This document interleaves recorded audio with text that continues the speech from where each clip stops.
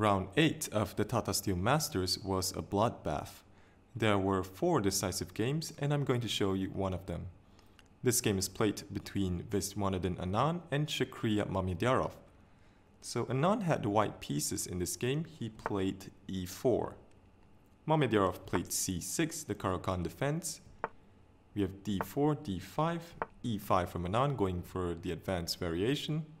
c5, we have d takes c5, e6, knight f3, bishop takes c5, a3, knight to e7, bishop d3, knight to g6, both sides castle, knight b to d2, knight to c6, b4, kicking back the bishop, and maybe preparing to fianchetto.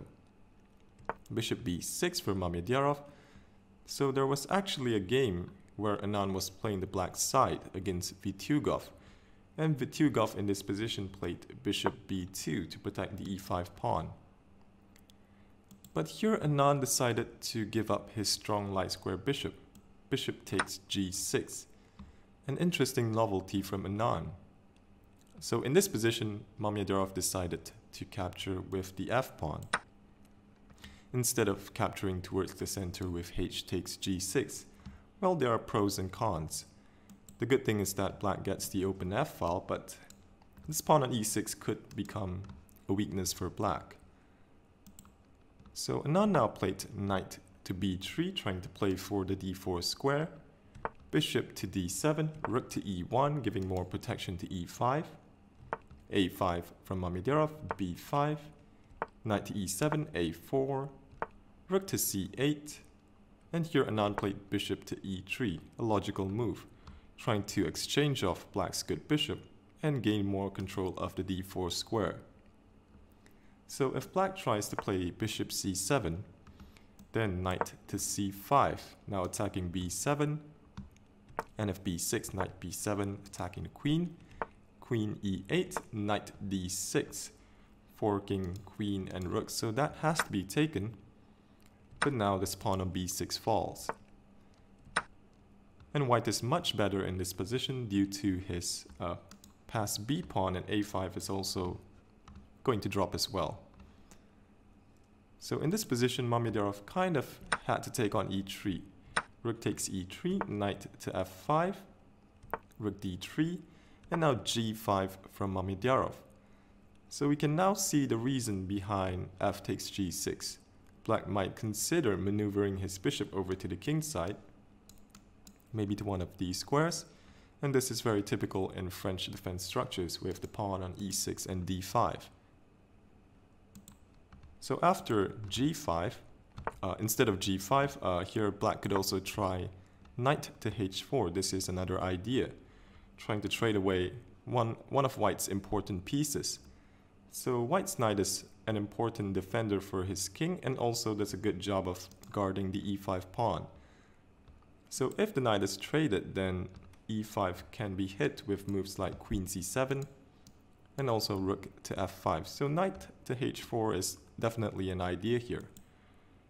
But here we have g5 from Mamedyarov. Anand played h3 just to stop g4 and b6 from Mamedyarov. So Mamedyarov just wants to secure the a5 pawn before going after e5 with queen to c7.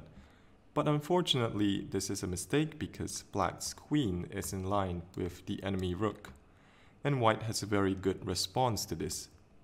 But first, let's take a look at other possible moves. So Mamedyarov maybe could have tried to switch up the move order with first queen to c7. Now black wants to play knight to h4 to eliminate the defender of the e5 pawn. But here white will break with the move c4 that has to be taken. Otherwise black's center simply collapses. If you take with the pawn, then the bishop can be taken by the rook. So here's c4, queen takes c4, knight takes a5, queen back to c7, knight to b3, b6 with an unclear position where white would be slightly better because of his space advantage and the potential to create an outside pass pawn. So queen c7 may be a little bit better than the move b6. So another idea is to play very directly with the move h5, with the simple intention of going g4. But in this position, b6 played by Mamedyarov. And by now you probably know what Anand's response is. Here he played the move c4, taking advantage of the pin pawn.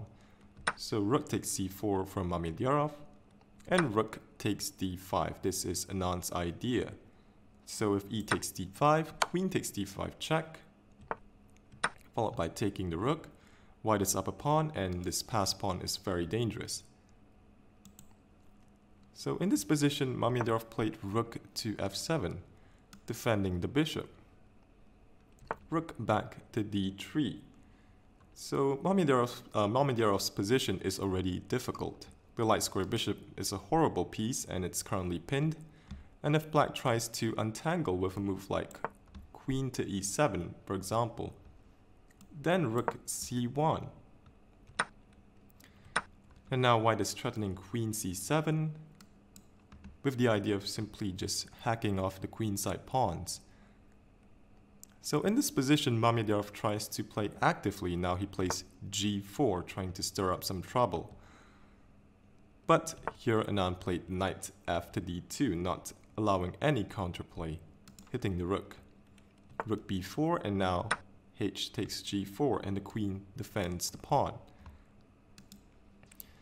So now knight to e7 from Mamedyarov, knight to f3, renewing the threat of rook takes d7.